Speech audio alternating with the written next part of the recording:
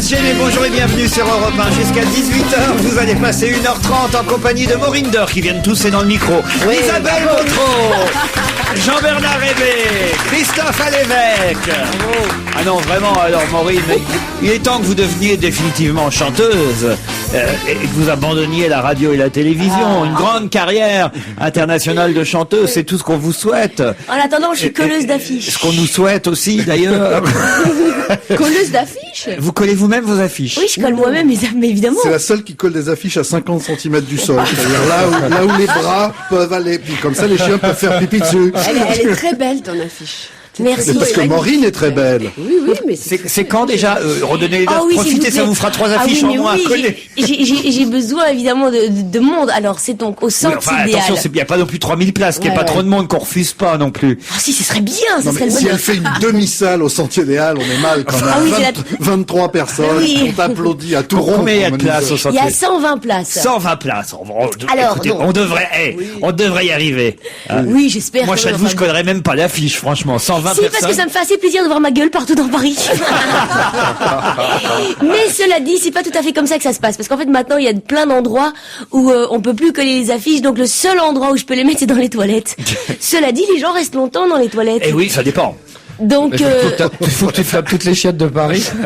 Bah, écoute, voilà, je m'en suis fait pas mal quand même. Tu sais qu'il y a des colleurs d'affiches. Mais oui, mais moi j'ai pas le budget. Quitte à mettre votre affiche dans les toilettes, pourquoi les coller? Pourquoi vous les roulez pas et vous les laissez à disposition des clients et des passants? C'est pas gentil, il faut encourager les gens qui se lancent dans la chanson. Oui. Et qui font tout eux-mêmes. Ma petite entreprise ne connaîtra, j'espère, pas la crise. Oui. Bon, donnez les dates alors. 31 mai, 1er et 2 juin, c'est au Sentier des Halles, c'est à 20h. Et ça devrait être sympathique. Je bosse beaucoup. Et rassurons les auditeurs, elle ne parlera pas.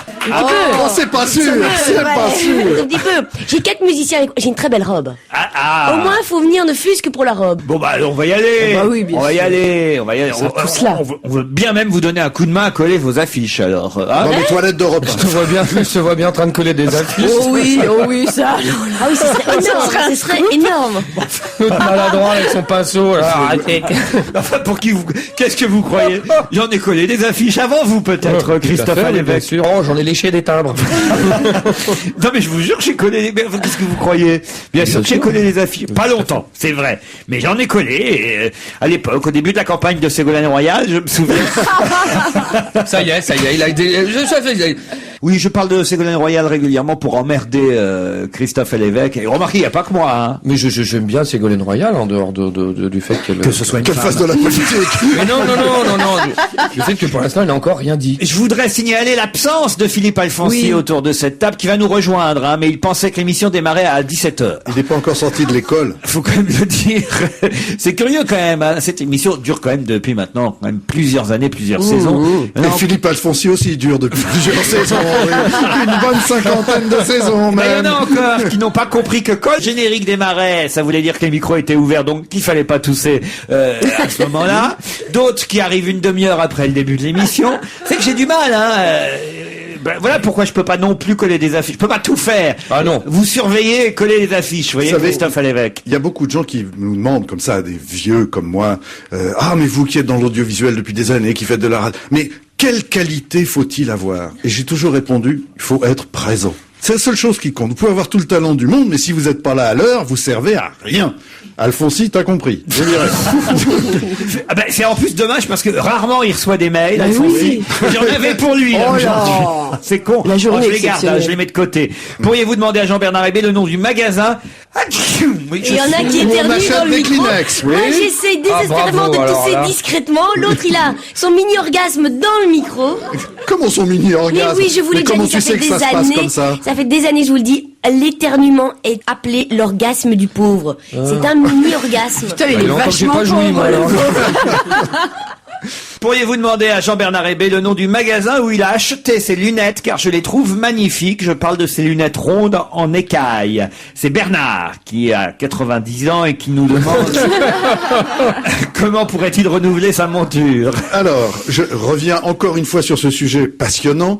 Ce sont les mêmes lunettes, à peu de choses près. D'abord que celles qu'il y a sur tous les magasins d'opticiens. Enfin, c'est deux lunettes rondes, donc Oui. c'est complètement rond. Donc depuis, ça a été repris par Harry Potter, mais au départ, c'était quand même Fujita, Marcel Johnson, Marcel Achard.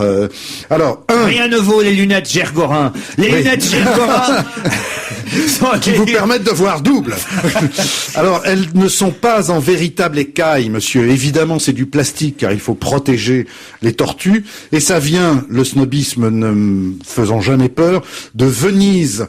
Alors, je peux pas lire le nom, mais c'est Danilo Carrero. Et on trouve ça sur Internet. Ouais, ils sont vendus en tête de gondole. Exactement. Roi de la politique, Jean-Bernard Hébé, vous me faites bien rire, écrit Jean-Louis. Il y a tellement de mauvais goût dans tout ce que vous racontez, même dans vos goûts musicaux. Comment osez-vous vous permettre de juger le gouvernement et le président de la République? À chacun son métier, monsieur Hébé. Vieux snobinard de gauche. Oui, mais le con de droite. C'est quand même la première fois qu'on l'appelle de gauche, Jean-Bernard. C'est bien. Ah, ça, c'est étonnant, oui. Bonjour à toute l'équipe d'On va se gêner. C'est toujours avec un grand plaisir que je vous écoute chaque jour. C'est pour cela que mon plaisir serait encore plus grand si vous pouviez me souhaiter un joyeux anniversaire. Ce sera le 14 mai. Ça tombera dimanche. Ah ben non, c'est pas dimanche le 14 mai. C'est un dimanche le 14 Ah, mai. on est le 12 aujourd'hui. C'est ça. On est le 12. Bon. Non, 12 on est et 2, 14. oui, on est le 12. Et voilà, donc demain le 13 et dimanche le... Et ben voilà, elle attendra dimanche la grand-mère. Là, c'est Christine Bravo qui envoie Joyeux des mails. anniversaire. Le site de Laurent Ruquier m'a conseillé de vous contacter afin de passer une petite annonce lors de votre émission radio le vendredi 12 mai ou le lundi 15 mai selon vos possibilités. Bon, alors on va voir. L'annonce qui me tient tant à cœur est tout simplement de demander à Laurent Ruquier de souhaiter à l'antenne un très heureux et joyeux anniversaire à ma maman Henriette qui fête ses 68 ans le 13 mai. Merde, encore raté. C'est samedi. Donc demain- Henriette, elle est du Mans. Oui, oh non, ça Jean-Bernard Hébé, là, vraiment. Alors là, pour le coup, alors, ouais. bon anniversaire Henriette. Oui. Peut-être même qu'on va lui offrir à Henriette le DVD de on offre un DVD par jour de Palma des Mergo. Peut-être même vous pourriez offrir votre DVD à vous. Moi, si on avait déjà tourné, moi, je lui offrirais. Vous n'avez pas tourné votre spectacle? Pas encore, non. Bon, alors je lui offre le DVD de Si c'était à refaire. Et une affiche de Maureen Dove. Palma des Mergo qui vient de sortir et une affiche de Maureen Dove pour ses toilettes. Voilà. Est-ce que, comme l'année précédente, les émissions dont on va se gêner auront lieu au Festival de Cannes, au Martinez, à midi? Merci de me préciser, car je suis prêt à faire la queue comme chaque année. Quelles sont les dates d'émissions prévues? Eh bien, je tiens à préciser à France, qui nous envoie ce mail, que le festival commence effectivement ce week-end, je crois, le Festival de Cannes. Non, c'est le week-end d'après. Ah, le week-end d'après. Ça commence mercredi prochain, en fait, je crois. C'est ça. Pour être très précis. En fait, pourquoi je ne sais pas, autant vous dire, et ainsi elle aura sa réponse, France, nous n'y sommes pas, nous restons à Paris, car nous attendons Roland Garros avec impatience, où là, en revanche, nous serons présents pendant 2 semaines à l'intérieur du stade pour commenter les performances des Français, en tout cas pendant les 3 premiers jours. Ah, une histoire très amusante qui nous vient de Lyon, c'est Gérard de Lyon qui nous raconte ce qu'il a vu dans une rue lyonnaise. Il y avait les employés de la fourrière municipale qui étaient en train d'effectuer leur travail, c'est-à-dire l'enlèvement d'une voiture gênante garée à un endroit où il ne fallait pas. Alors la fourrière était en train d'enlever le véhicule, et là il y avait une autre voiture qui était garée avec une dame au volant. Elle était pas tout à fait garée, elle était en double file, puis elle regardait le spectacle se faire. Mais elle empêchait la fourrière de partir. Donc le type de la fourrière, une fois qu'il a réussi à mettre le véhicule gênant sur sa fourrière, il est allé voir la dame. Est-ce que vous pouvez bouger pour que je puisse m'en aller maintenant, parce que vous m'empêchez de partir. Et puis pourquoi vous attendez depuis 20 minutes là? Et elle dit c'est vraiment une histoire de blonde. Et la fille au volant répond: j'attendais que la place se libère.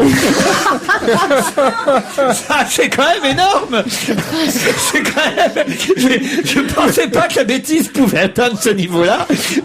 Mais en même temps, elle a raison, parce que la fourrière va pas revenir tout de suite. Oui. Si c'était pour une petite course, mais quand même, ça prouve quand même l'absence de places de parking un peu partout dans les grandes villes. Au point d'attendre qu'une fourrière enlève un véhicule pour prendre la place. Oui, non, mais c'est comme, vous savez, quand il y a des bombes qui tombent, les gens disent, elle est toujours dans le trou où une bombe est tombée, parce qu'il n'en tombera jamais une autre au même endroit. Oui. Là, c'est la même chose. La fourrière ne repassera pas. Il n'y a pas 2 places sur le camion de la fourrière. Eh bien, détrompe-toi. Moi, là où j'habite à Paris, l'année dernière, 12 fois la fourrière, je suis allé. Ah oui, 12 fois. 12 fois. Donc, prenez un abonnement, faites quelque chose. Mais parce que je tu te garais toujours au même endroit. Mais une fois, 2 fois de suite, oui. 7h05, je vais chercher ma bagnole, je la remets, 8h30. Ah, parce que tu l'as remise au même endroit. Eh ben oui, évidemment. Il est un peu blonde par moment. Non, je suis un rebelle, monsieur. Non, c'est un scoop pour aujourd'hui. Christophe Alévèque est blonde. On se retrouve après la pub. On va se gêner avec Morinder, Jean-Bernard Hébé, Isabelle Motro, Christophe Alévèque et peut-être Philippe Alfonsi.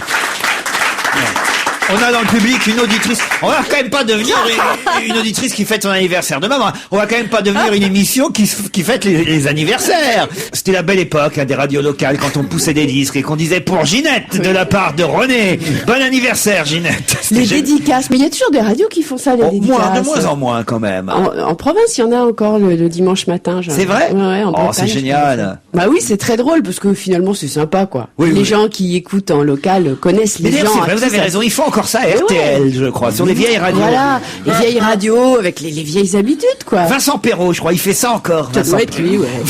Je vous jure que c'est vrai. Mais si. C'est méchant. C'est pas méchant, c'est la vérité.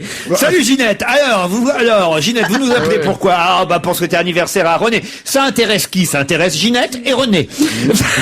Mais attendez, vous me faites Il y en a marrer. plein. TF1 fait bien la reine d'un jour, à peu de choses près. Enfin, les Star Academy, c'est les radios crochets. Ça, c'est exactement la même chose. Ah ça y est, c'est reparti contre la Star Academy. Ne dites pas ça. Hier soir, j'ai encore regardé Moi aussi, la nouvelle Vous avez Star. rien d'autre à foutre à faire le ça me soir. sidère, moi. c'est bien. Non, c'est formidable, surtout cette année où ils sont exceptionnels tous. Oh, c'était quand même injuste de virer Florian, je suis très contre qu'on ait viré Florian.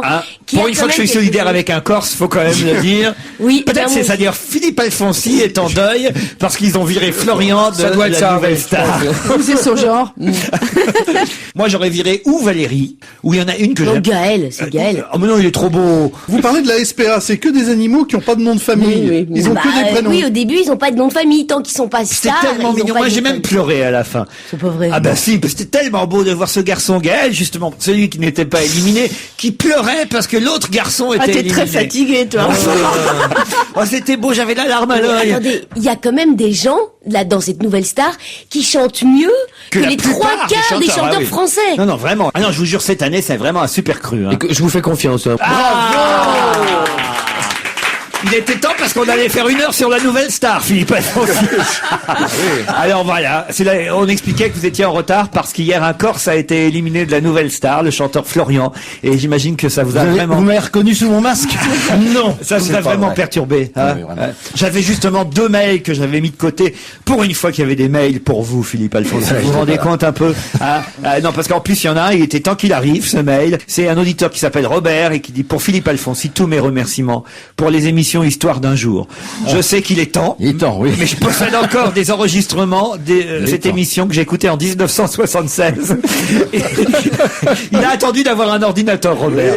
Et surtout les émissions qui se rapportaient au rafle du Veldiv que j'écoute encore aujourd'hui. Si vous pouvez transmettre à Philippe Alfonsi mes compliments pour le talent qu'il avait, cette émission qui a enchanté ma jeunesse. Voilà, vous vous rendez compte un peu? Et c'est en thème. Ça existe en cassette? Ah, je sais pas, faut demander à Europe. Mais je crois que sur Europe 1, cet été, il y aura une émission qui utilisera les archives sonores de la station. Donc peut-être qu'on vous réentendra, Philippe. On entendra surtout les archives d'Histoire d'un jour, je présume. Oui, évidemment, oui. Mais Parce que sinon, faut le payer lui. Donc Voilà. ça ça, marche c'est sûr pas. que si.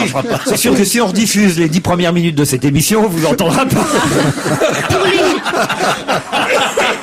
Excusez-moi, mais je voudrais pas faire du jeunisme idiot, mais c'est quoi Histoire d'un jour? Bah, c'était une émission quotidienne sur cette antenne, à 14h, d'1 heure, qui, comme son nom l'indique, racontait l'histoire, mais à travers une journée. Soit on mettait l'événement politique ou historique en avant et on racontait les faits divers, les films, tout ce qui faisait la vie culturelle et la vie quotidienne des gens, soit on mettait au contraire un petit fait de rien du tout en avant et on le profilait sur l'histoire, la grande histoire avec un grand Et ça a H. duré longtemps? Ça a duré, oui, 4-5 ans, oui. C'était une extraordinaire émission. Moi, il peut pas le dire, mais moi je le dis. Il était bon, hein. Oui, ça, oui. Mais vous êtes encore la preuve, un deuxième mail qui Oui, arrive qu'est-ce aujourd'hui, qui se passe, qu'est-ce qui se Philippe. passe Ça, alors, merci à votre équipe, blablabla, bla, écrit Nicolas. Mais merci particulièrement à Philippe Alfonsi et Jean-Bernard Ah, Hébé. écoute. Je tiens à vous dire que vous êtes pour moi parmi les De 2 même. meilleurs chroniqueurs de cette émission. Ceux qui ont le plus de tact et de classe, au même niveau que Pierre Bénichou et Paul Paul Vermus.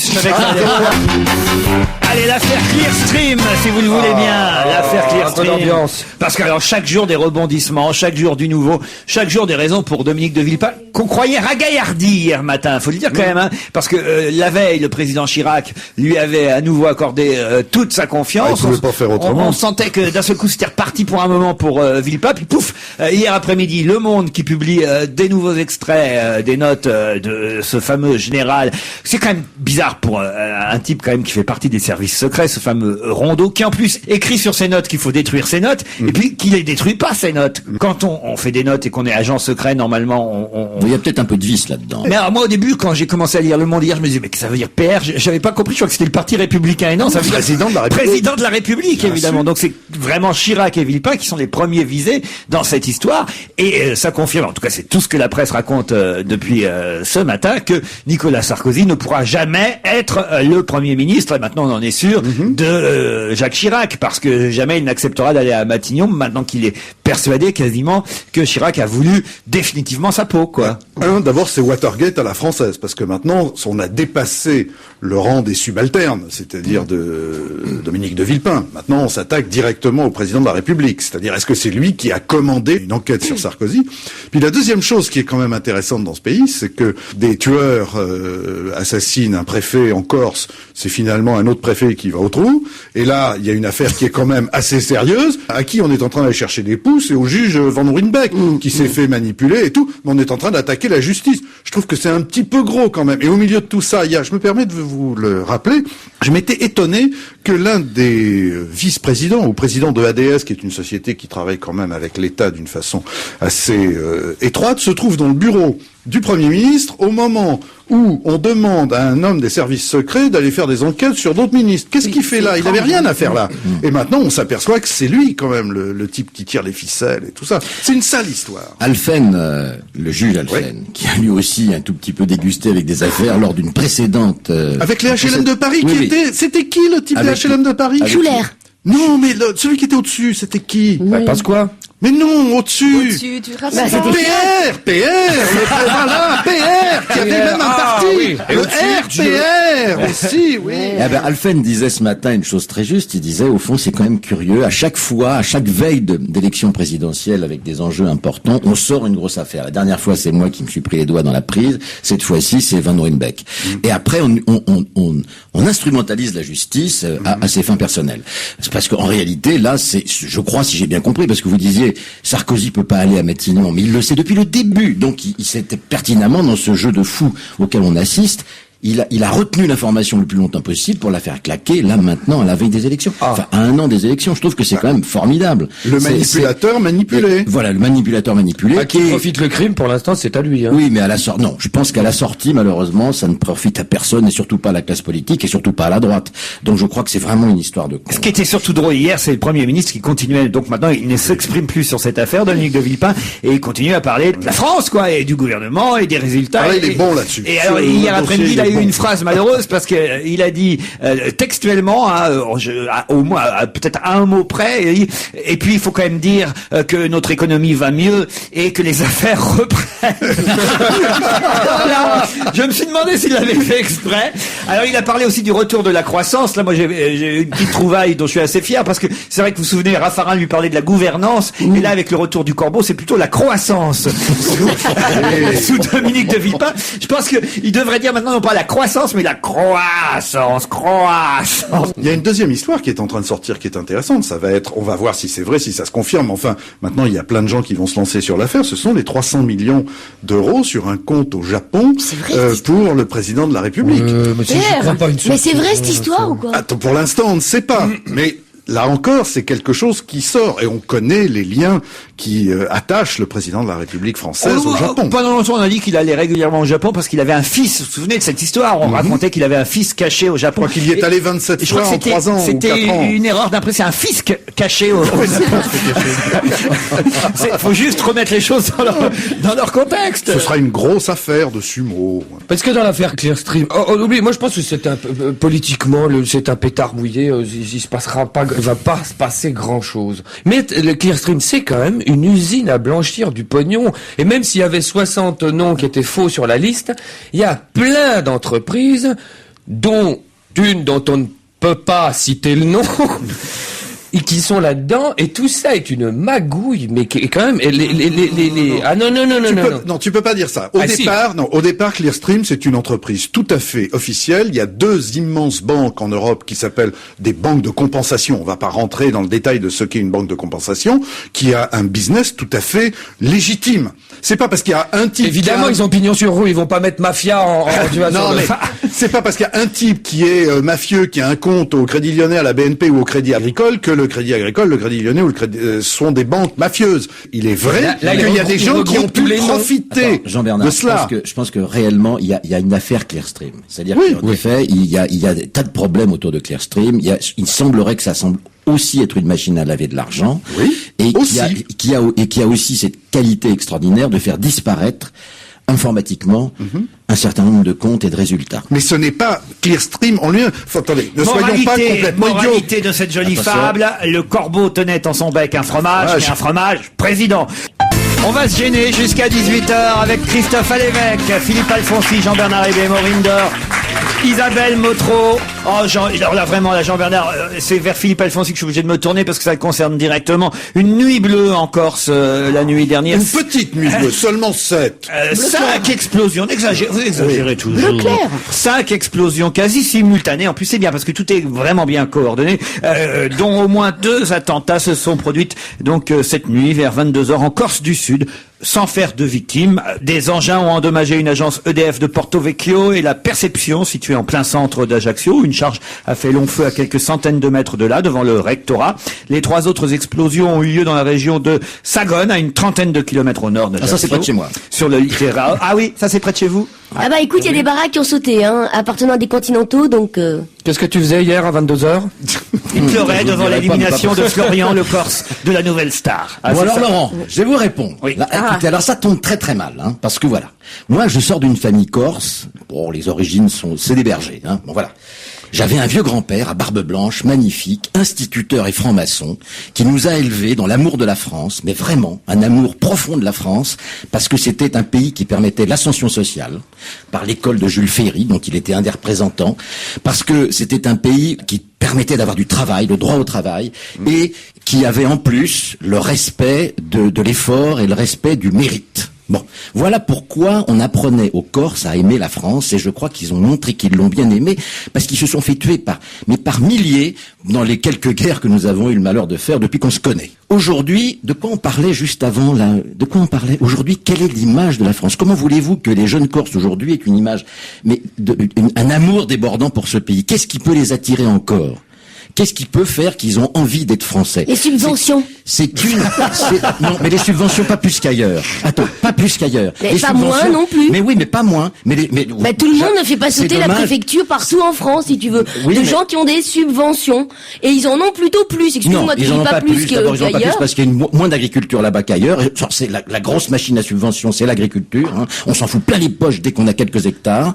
Et de toute façon, il y a très très peu d'agriculture là-bas. Ça aussi, ça meurt, et ça meurt depuis longtemps. Ça a bu depuis la guerre de 14. Voilà, je voudrais mettre le doigt sur une vraie question, un vrai problème. Pourquoi on ne réintroduit pas les ours, puisque les Pyrénéens n'en veulent pas, en Corse? Ah mais ça, on peut les réintroduire en Corse. D'abord, en plus, il y en avait, mais il y a très longtemps. Et ben voilà, franchement, on sait pas où les mettre, ces petits copains là de Paluma et de France 4. D'ailleurs, un des prénoms corse. Un ours devant chaque préfecture, devant chaque rectorat, devant chaque centre EDF, un ours de garde. Ah oui, non, mais alors ça non, il n'y a pas de chance.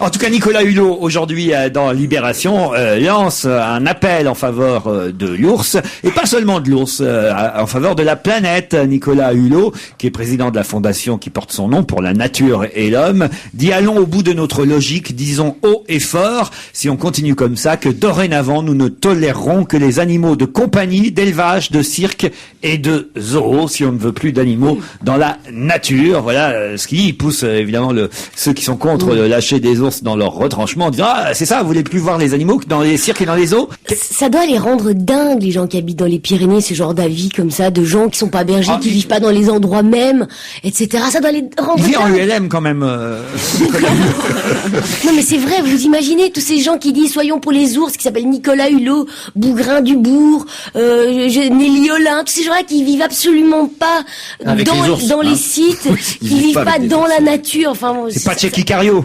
Ouais, c'est vrai, ça doit les rendre dingues. Passons justement, puisqu'on parlait des cirques et des zoos, aux forains qui ont hier manifesté. Alors, ça s'est mal passé entre les forains et les CRS. Les forains voudraient qu'on puisse à nouveau installer les foires, les manèges et les cirques aussi d'ailleurs au centre des villes. C'est vrai qu'il faut reconnaître que de plus en plus, maintenant, il faut se taper des kilomètres et des kilomètres si on veut aller dans une fête foraine ou si on veut aller voir un cirque. Moi, je me souviens quand j'étais gamin, on pouvait aller au cirque au centre de la ville, sur la place municipale. Ça devient de plus en plus rare. Ils en ont marre, les forains, ils ont manifesté hier. Alors c'était parpaing contre grenades lacrymogènes. C'était assez costaud quand même comme manifestation. Vous avez vu non Oui, mais c'est toujours une vieille règle, vous savez, dans nos démocraties. On envoie les CRS contre les étudiants, parce qu'on sait que les étudiants, ils vont pas faire grand chose derrière, ils balancent 2-3 pavés et tout, mais on n'envoie jamais les CRS contre, par exemple, des forains, ou contre Mais les si, ils ouvriers. étaient là hier, justement. Oui, le grand principe, c'est de ne pas faire ça, parce qu'on sait que les forains, ils vont répondre, et ils vont aller au charbon, ils vont vraiment taper dessus. Et là, c'est ce qui s'est passé. Ce sont pas des tendres, les forains. Ils ont une vie extrêmement difficile. Moi, j'ai horreur de la fête foraine, donc je déteste la fête foraine. Parce que vous pue, vomissez ça coûte facilement. cher. Ça pue pas, c'est bon les mais croustillons. pas du Qu'est-ce tout, qu'il y ça aura sent les trucs, ça sent l'huile rance, la barbe à papa. C'est vrai, c'est bon, la barbe les à papa. enfants qui Papa. pleurent, les machines qui vous font vomir.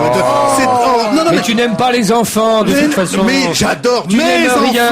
Mais non, T'es quand- J'aime jamais bien les content. miens aussi. tu connais la phrase d'Hitler. Oh, Les enfants, c'est Jean-Bernard Hébé dans les Pyrénées. comme... Les enfants, Vous c'est le coupez comme... au moment où il va citer Hitler, ce qui est quand même...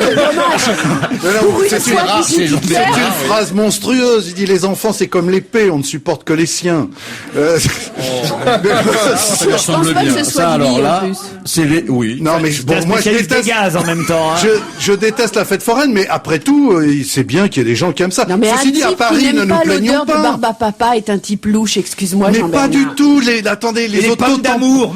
Les auto-tamponneuses, vous connaissez un truc plus Oh, bête c'était que génial, ça. les Pour draguer, c'est Mais génial. t'as jamais été jeune quand t'étais jeune? t'as Mais une je connerie. suis né vieux, faudrait que vous le compreniez quand même. C'est ça, voilà. Moi, je voudrais leur rendre hommage pour un truc. J'ai été l'année dernière, on était à la fête foraine des Tuileries et j'y ai perdu mon fils. Oui, bah oui. T'as enfin réussi depuis le temps de t'essayer. J'y ai perdu mon fils. Eh bien, écoutez, il y a quand même une sorte de solidarité. Ce sont les forains qui me l'ont ramené. C'est-à-dire qu'en fait, ils ont le regard un peu partout qui regarde et il y a une sorte de surveillance interne qui regarde quand les enfants sont seuls. Par exemple, c'est un forain qui a été, qui l'a su par un autre forain qui avait un petit garçon tout blond qui se travaillait, etc. Et c'est eux qui me l'ont ramené, qui m'ont dit attention, votre enfant, il est là. Et je me suis dit, attendez, j'ai quand même Mais pas une honte de grande dire peur. devant la France entière que vous perdez votre enfant dans une fête foraine, franchement. Mais non, c'est Mais pour... vous l'aviez joué à quoi? C'est atroce, c'est pour dire qu'on les perd vite, les petits mouflets. Nous, il a suffi qu'on regarde une fois Jérôme qui faisait l'espèce de marteau pour savoir s'il touchait la cloche. Ah bah oui, toi, tous les jours. Et bah, le temps qu'on regarde s'il touche la cloche, on avait perdu notre fils. Alfonsi, Hébé, Maureen Dor, Isabelle Motro, allez mec. Yes. L'ex Clémenceau arrivera normalement mercredi à Brest. Il leur manquait plus que ça, tiens. C'est terrible ce pays parce que tu passes d'une affaire à une autre et à chaque fois. Il est au large des côtes portugaises, là, pour l'instant, donc ça veut dire qu'il s'approche à une bonne allure, 5 à 6 nœuds par heure, hein, même Brigitte c'est pas Lahaye mal, ça, ouais. n'a jamais réussi ça. Après avoir été ralenti par du mauvais temps aux abords des Canaries, il arrive doucement, mais sûrement, la coque Q790, comme on doit l'appeler maintenant, puisqu'il ne s'appelle plus le Clémenceau, c'est la coque Q790, et voilà, le compte à rebours a commencé. Et là, une fois de plus, je ne comprends pas pourquoi le foutre à Brest, ce Clémenceau, alors que, par exemple, en Corse, Avec des ours à bord. il aurait été Ça ferait un parfait. beau danse. Non, ça ferait... Oh, quel casino ça ferait, nom de Dieu. Ah ouais. Un appel d'offres, en tout cas, a été lancé pour l'expertise de la coque et après on saura qui de Cita, filiale de Suez ou de Veolia, entre autres, désamiantera le Clémenceau. J'imagine quand même qu'il y a quelques vieux marins et des soldats en fait Qui ont servi sur le Clémenceau. Ah oui. qui attendront sur la rade de Brest le retour du Clémenceau avec une certaine émotion quand même, voir revenir un bateau qui a été construit. C'est là-bas qu'il a été Il va construit. y avoir des vieux marins. Comment ça peut pas y avoir des vieux marins? Bah, il est pas vieux, le Clémenceau. Ah, il est très vieux? Ah oui. Ah, je confonds avec celui qui avait qu'un seul moteur alors qu'il aurait fallu deux, c'est lequel? C'est de Charles de Gaulle. Ah, Ça, c'est le plus récent, excusez-moi. ça. C'est le plus récent. C'est le fleuron, celui-là. Il a qu'un moteur au lieu de deux. Celui Il n'a qui a pas de remplaçant, en Oui, plus. et celui qui a un pont qui est juste trop court d'1,50 m pour celui-là, les Charles de avions Gaulle. aussi. C'est C'est Charles de Gaulle. celui-là aussi, Oui, c'est il a Charles de loupé Gaulle. la d'accord, vitre, comme ça, ils ont été obligés de tout refaire. C'est le Charles de Gaulle. Ah, d'accord. Le fleuron. Ceci, Celui qui a brûlé, c'est Jeanne d'Arc.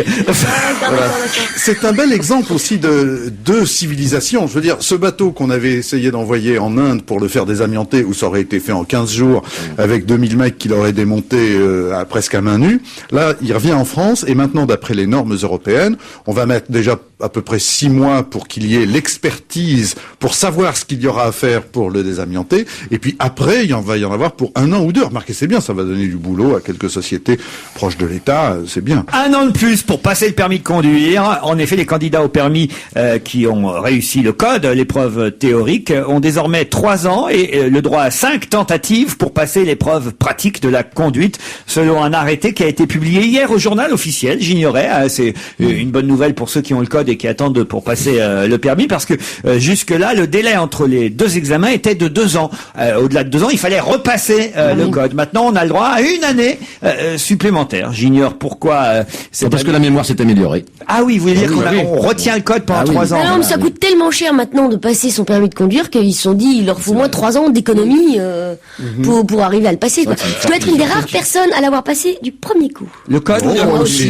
Non, Il faut dire qu'à l'époque, mais non, à ton époque, on le à donnait comme l'époque, ça. on nous le donnait, ou presque. Oh, il y a Josiane Balasco qui sera notre invitée dans On a tout essayé samedi Qui a soir. toujours pas son permis, Qui n'a pas son permis et qui a raconté une chose très drôle sur l'examen du code. Elle dit, mais j'ai jamais eu le code parce que ça me déprime.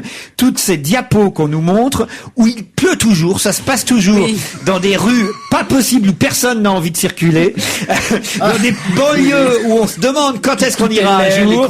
Les couleurs sont laides, il pleut. Il nous ferait des petites vignettes pour passer le code où il ferait beau, où les gens seraient souriants quand ils traversent. Mais c'est déprimant. Et elle dit, j'ai jamais pu avoir le code pour ça. C'est assez rigolo comme remarque. C'est un bon argument. J'avais moi, jamais pensé à ça, mais c'est vrai qu'il faudrait refaire ces vignettes et ces diapos du code. Mais non, puisque c'est quand il pleut qu'il faut être le plus prudent, parce que la voiture, il faut aller moins vite et tout ça. Alain Manoukian non plus, ma grande idole de la nouvelle star, a raté son permis. Attendez, qui ça? Alain Manoukian. André Pas un Manoukian. André coiffeur, ça Manoukian. Oui, c'est un coiffeur. donc, André non Manoukian. Bah, tu me diras, le chanteur, c'est un futur coiffeur aussi, donc. André Manoukian, c'est pas un chanteur, c'est un compositeur, il est génial. C'est la nouvelle idole de toutes les trentenaires. Toutes mes copines sont amoureuses de André Manoukian. T'as des Ah oui, copines trentenaires, toi? Bah, évidemment, vu que j'ai 35 ans, tu te rends compte. Il faudrait que tu deviennes chanteuse assez vite. Parce qu'après, il n'y a plus personne qui va vouloir coucher. Mais cela dit, vous savez que c'est terrifiant que maintenant dans les maisons de disques, quand vous avez un manager qui appelle une maison de disques qui dit voilà j'ai une nouvelle chanteuse qui pourrait faire l'affaire, etc. La première question qu'on lui pose c'est quand même elle a quel âge? Non mais c'est dingue pour la chanson. Alors que qu'est-ce qu'on s'en fout? Il y avait une chanteuse, ça a pas besoin d'être super jolie quand même, ça a besoin d'avoir du caractère. Et... Oh bah, Mais il y en non, a pourquoi certaines, vu ce qu'elles chantent, elles ont besoin. Hein. Mais non, regarde Barbra Streisand, elle est moche. Barbra Streisand, c'est une des plus belles voix au monde. Streisand, mais laquelle Peut-être qu'il vous arrivera un jour, en tout cas, ce qui est arrivé à Zazie. Vous avez vu le harceleur qui a été arrêté, un homme qui est allé jusqu'à menacer de mort la chanteuse. Il a été arrêté à Lyon, mis en examen pour menace par voie de courrier électronique, autant dire mail, et par appel malveillant, placé sous contrôle judiciaire. Il avait envoyé son premier message le 11 mars dernier sur le site de la chanteuse. Il signait Nirvana Cobain 75 et en gros il lui disait sur le site internet de Zazie, il lui disait je suis un loup, la Truchy, puisque c'est son vrai nom, vous savez, elle s'appelle Isabelle Marie-Anne de Truchy. Zazie, il disait la Truchy, je te veux et je t'aurai. Je suis allé au château de ta famille, j'ai touché ce que tu as touché, je suis bien décidé à aller chez toi, je veux te posséder. Ça fout la trouille quand même. On a une petite fille en plus. Oui, parce qu'en plus, il savait, et dans ses mails, il racontait qu'il savait où sa fille allait à l'école. Il appelait la chanteuse française par son véritable Lenon, Isabelle Marie-Anne de Truchy. Il lui envoyait des menaces de mort. Il écrivait « L'envie de te posséder est tellement puissante que si tu ne veux pas, tu connaîtras une fin d'enfer. » On est compte un peu. Et ben ça peut vous emmener jusqu'à la tôle. Faut le savoir, on peut pas quand même. J'espère bien. Comme ça. Écoutez, Et comment ils l'ont retrouvé? Par le site internet, le cybercafé d'où il envoyait les mails dans le premier arrondissement de Lyon. Il a été interpellé. Et la question que se pose évidemment la chanteuse Zazie, c'est qui lui avait donné tous les renseignements, parce qu'il avait même envoyé une plante à son domicile personnel qui lui avait donné toutes les infos. Général Rondeau peut-être. Ouais. Un corbeau. J'avais pas pensé à ça. Peut-être un jour vous aurez des fans comme ça. Mais attendez, vous rigolez, mais quand je faisais les émissions pour les enfants, Salut Maureen. voilà, il y avait un mec qui envoyait des lettres. Alors sa première lettre c'était « J'aime beaucoup, j'ai mis ta photo dans ma cellule ». Bon, donc il était en prison, bon ben ça c'est pas grave, etc. Moi aussi j'aime beaucoup les enfants. Et je recevais de plus en plus de lettres avec « Pourtant les enfants ne m'ont pas toujours aimé, mais moi j'aime tellement les petits-enfants, etc. » C'était atroce, et le mec il envoyait tout le temps des lettres comme ça. Et Charlie Lulu chaque semaine me disait « Maureen, il est sorti. » Ça y est, il est sorti.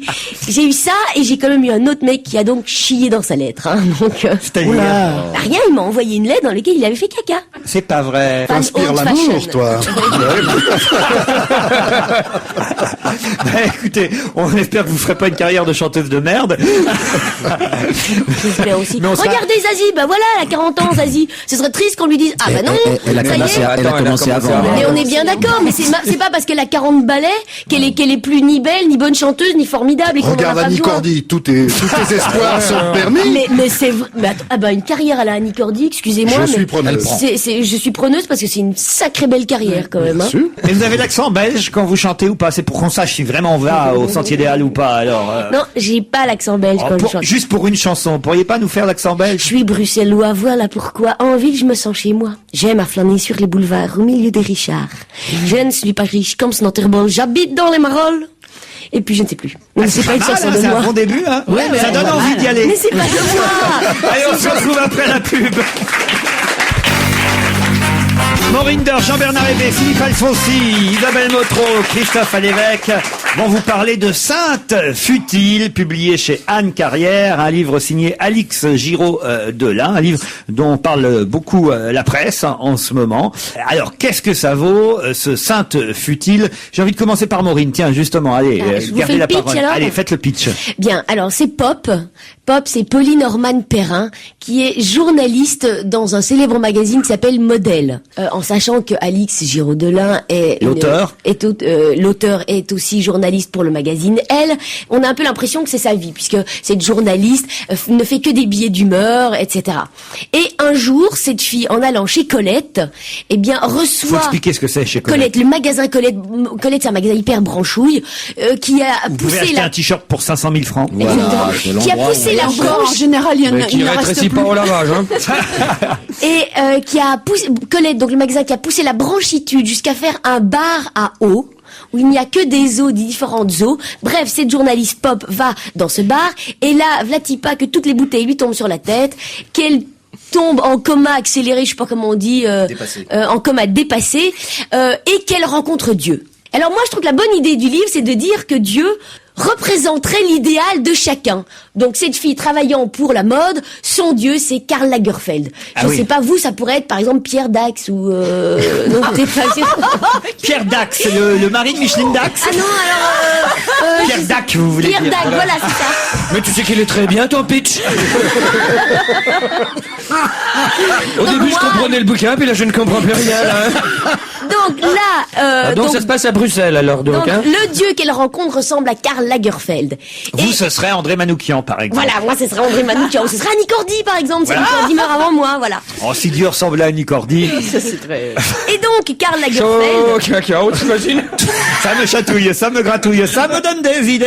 et ben voilà, chacun a le dieu qu'il mérite. Elle a Karl Lagerfeld qui lui dit quand même, finalement, je vais vous renvoyer sur Terre à une condition, c'est que maintenant vous changez du tout au tout et que arrêtez d'être futile, arrêtez de ne servir à rien dans la vie. Vous avez 30 jours pour me montrer, me prouver Passer que... du futile à l'utile, en quelque Voilà, sorte. du futile à l'utile. Et donc elle revient sur Terre, où là elle devient une espèce de grenouille nouilles de bénitier, elle devient complètement obsédée par la sainteté des gens, le commerce équitable. Elle devient chiante. Et non seulement elle devient chiante, mais elle est surtout aidée en ça par une vieille madame qui fait de l'aide... Une vieille madame. Le vieille madame. Vieille dame. Par une vieille dame qui fait de l'aide aux mourants, qui s'appelle Gilberte, c'est ça? Non, Ginette. Non. Ginette, tout à fait. Ginette, Ça va je ne mieux, sais plus toi? comment. Et voilà, donc ça c'est le bouquin. Est-ce que ça vous a plu? Alors moi, en général, je déteste ce genre de livres. Les livres de bonnes femmes pour les bonnes femmes, je crois, dans la lecture, ça doit être le moment où je suis le moins féministe possible. Et pourtant, j'ai beaucoup ri. Ça m'a plu. J'ai trouvé ça très drôle. C'est ce genre de livre que j'appelle des livres bonbons. Ça nourrit pas. Mais c'est très agréable à suçoter. Et mais non, mais c'est Ça me drôle. rappelle quelque chose. Isabelle Motro, votre avis? Oui, je suis assez d'accord avec Maureen. En effet, ça ne nourrit pas, mais c'est très agréable de suçoter. C'est tout à fait la bonne définition. Alors évidemment, c'est fait pour les fans de Elle. Alix Giraud-Delin, elle écrit les papiers parmi les papiers les plus drôles dans Elle, ça faut bien le dire.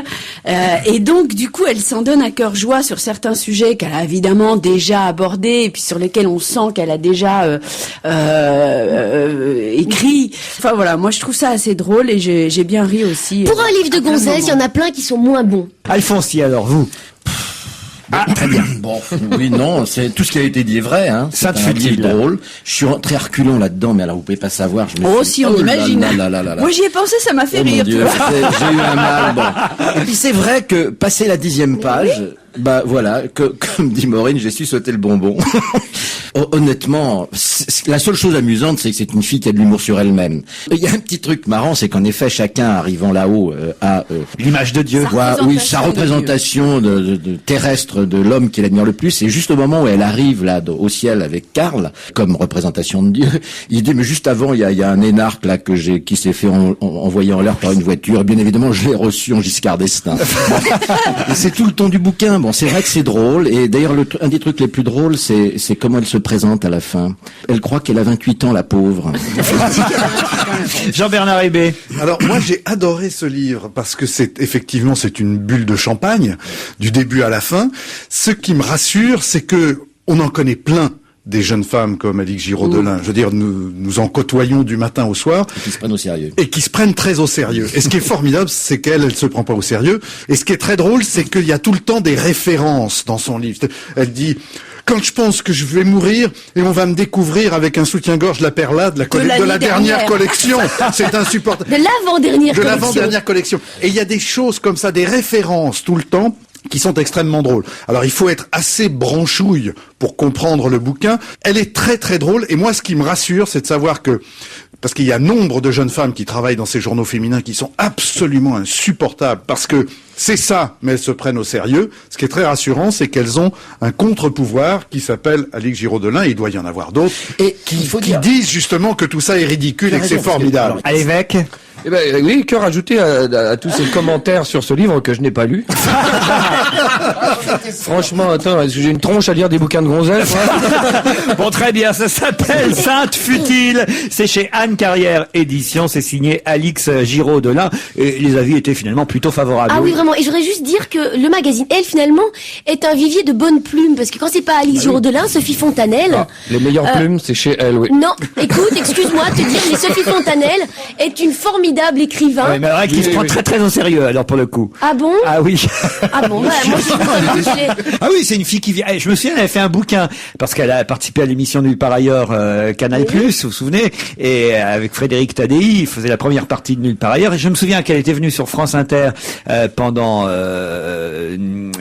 les émissions pour vendre ce livre. Et à l'époque, c'était un livre où elle racontait la télévision. Ça s'appelle La Recrue. C'est Voilà. un excellent bouquin. Un excellent livre, mais où elle bavait sur la télévision, la radio. Oui, elle venait d'être virée. Voilà, et où elle disait, c'est un milieu vraiment, mais c'est infernal, c'est nul, c'est con, pourquoi j'ai fait ça, en gros, puis c'est vraiment que des gens pourris, et puis vraiment, et la radio, et les animateurs, et ceci et cela. Et puis elle crachait sur tout ce métier audiovisuel et tout.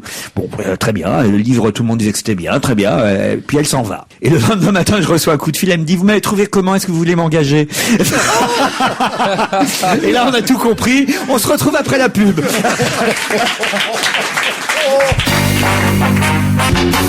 Serge Liado nous attend au téléphone pour les chansons qui se ressemblent. Bonjour Serge. Bonjour Laurent, bonjour à tous. Ah, on sent que l'été approche parce que vous allez nous faire revivre à la fois l'été 2003 et j'allais dire l'été 49, n'exagérons rien, mais il se trouve que en 2000, c'est pas si vieux, c'est il y a 6 ans, Lou Béga reprenait un morceau cubain qui date lui de 1949, c'était le fameux tube Mambo No. 5. C'est bien ça, Serge Liado? Oui, c'est exact. Et ça datait de 49, c'était groupe cubain, c'est le grand chef d'orchestre cubain Pérez Prado qui avait composé ça. Et il se trouve que en 2003, 3 ans plus tard, DJ Bobo chantait Chihuahua. Ça, on a entendu Chihuahua. Hein. Ah oui, oh Chihuahua. Et ça se ressemble. Ah oui, ça se ressemble. D'ailleurs, les deux garçons, le DJ Bobo et le Lou Béga, sont tous les deux des germanophones. Hein. Tout ça, c'est du faux latino. Hein. C'est à la sauce un petit peu allemande, n'est-ce pas? C'est du latin de Garenne, quoi. On écoute, on vérifie.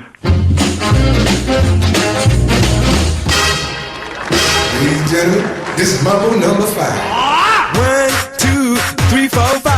Everybody in the car, so come on, let's ride to the liquor store around the corner. The boys say they want some gin and juice, but I really don't wanna. I'm walking in the street and the moon shines bright. A little melody keeps spinning on my mind tonight. I got ya. It's the song about Chihuahua. Yeah, that's cool, alright. Chihuahua. So what can I do? I really beg you, my lord. To me, flirting is just like a sport. Anything stop, it's all good. Let me jump in, please in the trumpet. Chihuahua here, Chihuahua there. Everybody wants it everywhere. Sing it loud, and life can be so easy.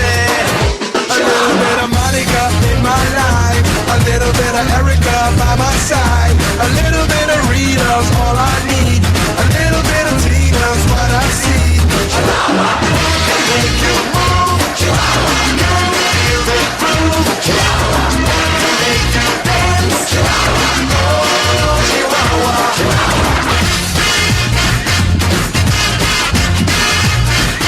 Mambo No. 5. C'est la même chanson, bravo Serge Liado. Ah ouais, moi je pensais que c'était la même chanson pendant tout le temps. Ah non, c'était vraiment bien, vraiment. Non. Ouais, ils ont utilisé pratiquement le même riff, ouais. Et vous, pour votre chanson Flash, ça peut être un tube de l'été? Toujours la même vieille guitare. On y va. À Hollywood, il y a eu le sergent Rambo. En France, on a le général Rondeau. C'est un agent qui est tellement secret qu'on sait tout sur lui depuis qu'il est né. Si on transpose sa vie à l'écran, le feuilleton peut durer encore longtemps. Rondeau 1, Rondeau 2, Rondeau 3, Rondeau 4. Il n'y a pas de raison pour que ça s'arrête. OSS, ils en sont à 117. Bravo Serge. On se retrouve lundi. Salut. J'espère que de jeunes auditeurs vont se reconnaître dans l'article qu'on va évoquer maintenant, puisque dans Libération, il y a un papier qui m'a bien fait rire ce matin. C'est un papier qui s'intitule « La génération vautrée vit à 127 degrés ». Que ce soit sur une chaise ou un canapé, les jeunes aujourd'hui ne s'assoient plus, ils s'affalent, ils se déplient. Et c'est assez rigolo à lire ce papier parce que on lit qu'en fait ça va influencer petit à petit les fabricants de meubles, de canapés et même de tables basses qui vont devoir s'adapter à toute cette génération vautrée qui effectivement utilise les meubles d'une autre façon aujourd'hui. Quand on s'installe sur un canapé, on ne s'assoit pas, on met les pieds sur la table basse qui se trouve juste devant, ce qu'on n'osait pas faire évidemment il y a 20 ans parce que les parents vous foutaient. Oh non, moi je recevais une baffe si je faisais ça. Oui, moi je fais partie de la génération dont on disait déjà qu'elle était vautrée. Pourquoi? Parce qu'on vivait au ras du sol. Les matelas étaient posés par terre. C'est nous qui avons inventé, enfin c'est nous qui avons On vous disait pas tiens-toi droit. Oh, ils pouvaient toujours le dire. Je fume. Et on avait, vous savez, les sacos, ces espèces de sacs en plastique patates, avec là, plein de petites boules à l'intérieur. J'ai eu ça, pourtant on n'a pas le même âge. Ouais, voilà, mais on est vautré. Mais on est tellement mieux quand on est vautré. Image caractéristique du comportement du vautré, son approche du canapé. Contrairement à ses parents, le jeune ne prend pas place sur un sofa, il s'affale, pile au milieu, puis avec ses jambes de faucheux, dessine une sorte d'accent circonflexe, les semelles de ses baskets en appui sur le rebord de la table basse, un angle d'assise à 127 degrés que les scientifiques de la NASA ont qualifié de zéro gravité. C'est quand même très très pointu. Hein, comme C'est vrai que c'est pas grave du tout, c'est zéro gravité. L'avachi, l'étalé est de plus en plus nombreux dans tous les foyers. Voilà ce que dit ce papier. Ouais, mais je crois qu'il a raison là, Jean-Bernard. C'est que ce garçon était pas né quand son journal est né en 60. 68. C'est une jeune femme, Caroline de Ou alors, Bodina. elle était pas née, parce que moi Chez je les me de rappelle. Bodina, on ne faisait pas ça. Ouais. Oui. Non, mais Maintenant, c'est normal puisqu'elle travaille chez Monsieur de Rothschild. voilà, oui, exactement.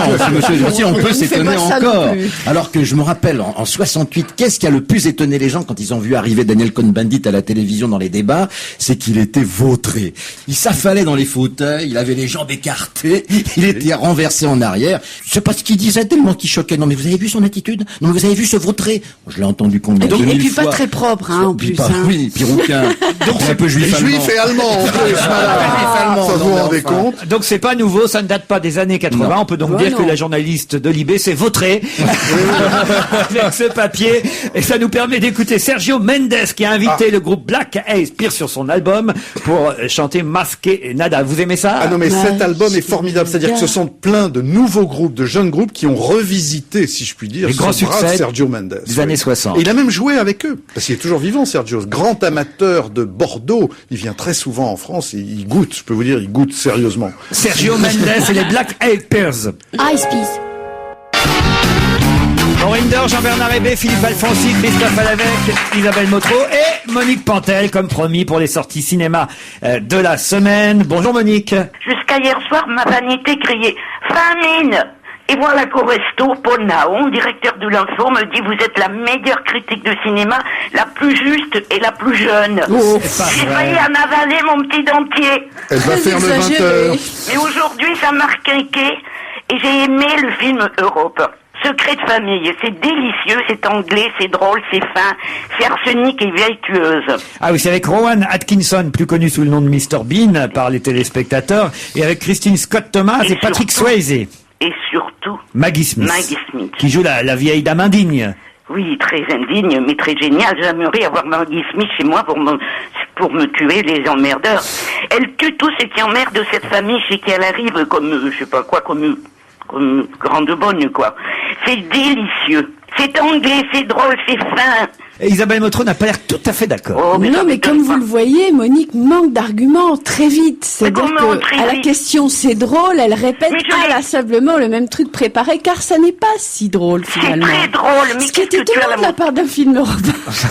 C'est anglais et c'est très drôle. Non, c'est pas mal, mais franchement, on voit Mais tout de t'es suite de où on mauvaise va. humeur. On connaît, on devine les gags. Oh. Moi, j'ai trouvé que c'était pas mal, que Christine Scott Thomas est formidable. Ça, c'est vrai. Et Maggie Smith en fait un peu trop, mais on est content de la Oh, voir. elle en fait jamais Mais trop. franchement, on peut pas dire que ce soit un truc sarcastique, caustique et humoristique. Eh ben dis donc, comme eh on l'a ben dit, dis donc, quoi. eh ben ça va pas la tête. Hein.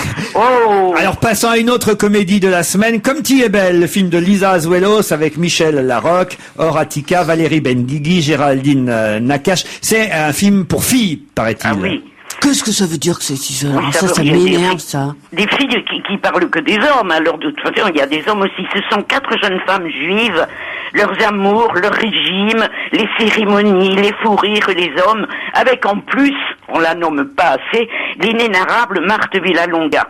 Tout le monde crie beaucoup, un peu beaucoup pour moi, mais c'est très sympa et les filles sont belles. Les Aiguilles Rouges, un film de Jean-François Davy avec Jules Citruc, Damien Jouireau et plein d'autres jeunes, puisque c'est un film de scout. On le tient, c'est le nanar de la semaine. Ah oui. Mais alors, grand format. Davy n'avait pas fait de film depuis 23 ans, pourquoi s'y remettre?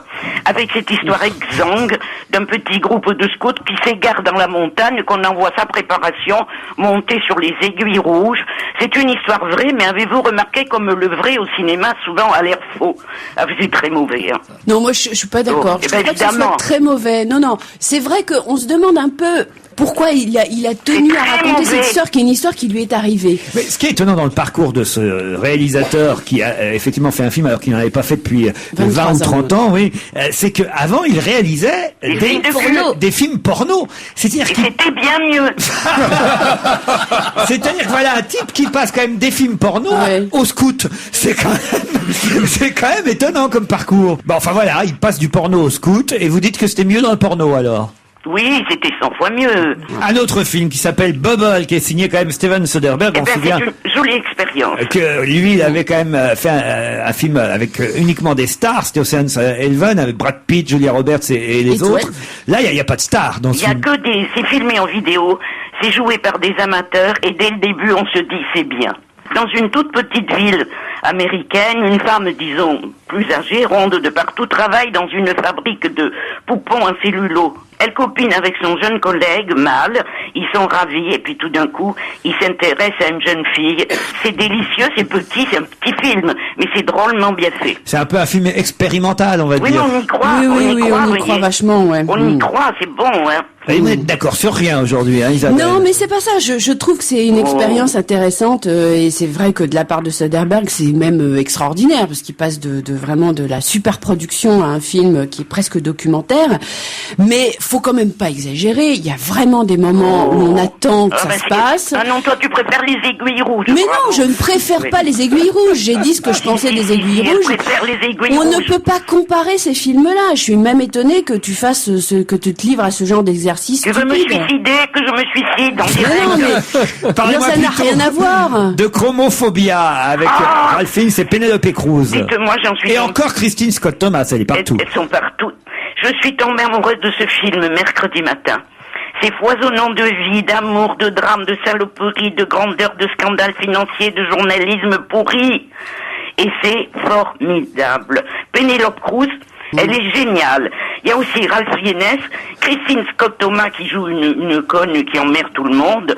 Mais il y a c'est très intéressant, le film. Il y a deux problèmes, il y a trop de personnages et c'est trop long. Donc ce très beau film qui m'a fait pleurer, il touchera pas le public. Isabelle Motro. Oui, pour une fois, je suis assez d'accord avec Monique. Sauf sur un point, moi, je suis allée le voir en salle et les gens avaient l'air emballés, enthousiastes à la fin. Donc, tu vois, finalement, malgré, c'est vrai, quelques longueurs, en tout cas, le public était aussi emballé que moi, quoi. Alors on va résumer cette semaine cinématographique en disant que vous avez plutôt aimé le film Secret de famille avec Rowan Atkinson, Maggie Smith et Christine Scott Thomas. Puis on n'est pas d'accord sur les aiguilles rouges, on va dire que c'est un film plutôt familial. Oui, voilà. De là à dire que c'est un aveu, je trouve Un aveu pour Tu Monique. fais monter tes mômes, toi tout seul sur une haute montagne sans préparation. Et pour les cinéphiles, on va dire pour les cinéphiles, pourquoi pas Bubble, mais aussi Chromophobia, le film avec Penelope Cruz. Voilà pour les affiches de la semaine. On vous embrasse, Monique Pantel. On vous dit à vendredi prochain. Merci, Ok, Monique. bisous à tous. Quelques conseils avant de partir. Il n'y a pas que Maureen Dor qui chante. Tiens, quelqu'un qui a à peu près votre taille. D'ailleurs, Sophie Forte, et qu'on connaît bien, Christophe Alévèque. Elle fait son retour sur scène. Mais pour les enfants, c'est-à-dire qu'elle chante maintenant pour les enfants. Et c'est donc normal, uniquement le mercredi et le dimanche après-midi. C'est en matinée, donc à 16h, à l'heure du goûter. Voilà, vous emmenez vos enfants au petit gymnase et elle chante des chansons pour enfants, comme par exemple Ma sœur est amoureuse, Maman dit qu'il faut pas, Chic, je suis malade. Rien que les titres donne envie de connaître les chansons pour enfants. À Nantes, je voudrais parler du lieu unique. C'est un endroit incroyable. J'ai eu l'occasion d'y aller pendant le festival Juste pour rire. Ça n'avait rien à voir avec le festival, mais pour boire un verre et voir des concerts, c'est hallucinant comme lieu. C'est un lieu, une ancienne usine en fait, au cœur de Nantes. Et alors il s'y passe des choses avec toute la jeunesse nantaise et là-bas, c'est très joyeux. Ça s'appelle le lieu unique. Faut évidemment se renseigner pour connaître la liste des spectacles de la saison, mais vraiment j'ai découvert un endroit que je n'imaginais pas, le lieu unique à Nantes. Et puis il y a des salons tous les week-ends. C'est en ce moment le salon des saveurs du 12 au 15 mai. Donc ce week-end à Paris, alors ils nous ont envoyé des tas de choses que je vais vous distribuer. Alors un tablier, ça c'est pour les femmes. Qu'est-ce que c'est Avec les nichons. C'est pour les femmes, mais tablier cochon, ça c'est peut intéresser les hommes. Un tablier avec, je sais pas parce que comment c'est pas très on peut dire, radiophonique. soutien-gorge. C'est un tablier avec soutien-gorge oui. strassé, incorporé. Ça C'est ira vraiment bien, joli. Motro, ça lui ira très bien. Voilà, des chips à la pomme. Oh, ça je veux bien. S'il te plaît. Elle veut nourrir ses enfants. Des macarons de Réau. Le moelleux et le fondant des macarons. Une production francilienne et artisanale. Je peux prendre le soutien-gorge. Mais elle veut tout prendre. Mais non, tu rentres pas là-dedans, c'est pas ta taille. Tu rigoles ou quoi? Non, mais t'as vu? Non, mais c'est l'anniversaire d'une copine, ça va le faire marrer, je peux l'offrir? Oh non, Elle fait des rendez-le-moi, cadeaux pas chers. c'est l'anniversaire de Christine Bravo. J'ai la bonne idée de cadeau, tu veux me la piquer? Allez, on se retrouve lundi à 16h30. Au revoir.